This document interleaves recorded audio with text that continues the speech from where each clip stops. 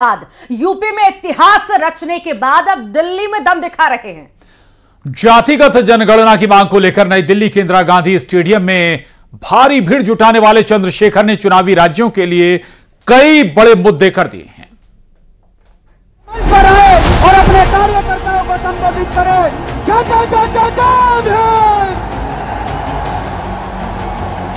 मैं उत्तर प्रदेश की भी पूरी टीम का धन्यवाद करना चाहता हूं। देश की राजनीति में नई लकीर खींच रहे चंद्रशेखर ने यूपी में इतिहास रचने के बाद हरियाणा में ताकत बढ़ाई और अब दिल्ली में दम दिखा रहे हैं। तो देश भर में जहां से सबसे बड़ी ताकत हमें मिली है, मैं उत्तर प्रदेश की भी पूरी टीम का धन्यवाद करना चाहता हूं,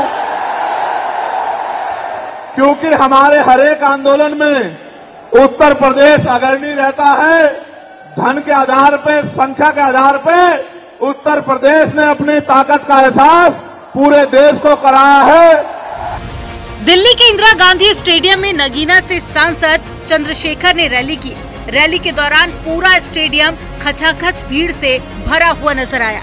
इस रैली में शामिल होने के लिए उत्तर प्रदेश से ही नहीं बल्कि देश के बाकी राज्यों से भी उनके समर्थक पहुंचे, जिसे संबोधित करते हुए उन्होंने जातिगत जनगणना की मांग छेड़ दी।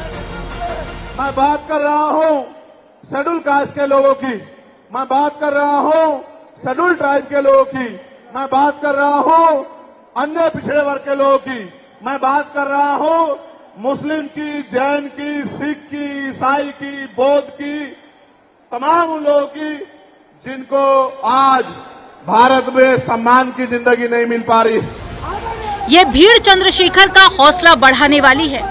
जब वो स्टेज पर रॉकस्टार अंदाज में पहुंचे तो शानदार तरीके से उनका स्वागत किया गया। भीड़ जुटाकर उन्होंने सियासी संकेत दे दिया है।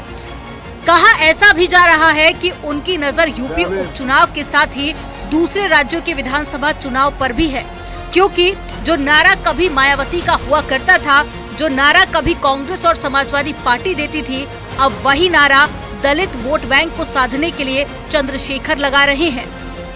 जब तक जनगणना नहीं होगी तो ये नहीं पता लगेगा कि schedule caste, schedule tribe, backward के लोगों को कितनी उनकी आबादी और कितना सम्मान उनको मिल रहा है, कितनी हिस्सेदारी उनको मिल रही है। तो केंद्र सरकार जल्द से जल्द जातिगत जनगणना कराए। राजनीति में नई लकीर खींच रहे चंद्रशेखर आजाद ने दिल्ली से वो डिमांड रख दी है जो विपक्ष के बड़े बड़े नेता नहीं कर पाए। उन्होंने कहा जाति जनगणना के साथ आर्थिक जनगणना करवाया जाए। ओबीसी वर्ग के 27% आरक्षण में 15% और बढ़ाया जाए। एससी के लिए 15% से अतिरिक्त 10% आरक्षण बढ़े।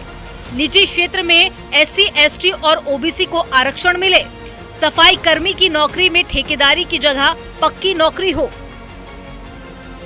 चंद्रशेखर ने अपनी इन मांगों के साथ ही चुनावी राज्यों के लिए नया मुद्दा दे दिया है, जिसमें निजी क्षेत्र में आरक्षण और जाति जनगणना सबसे अहम है।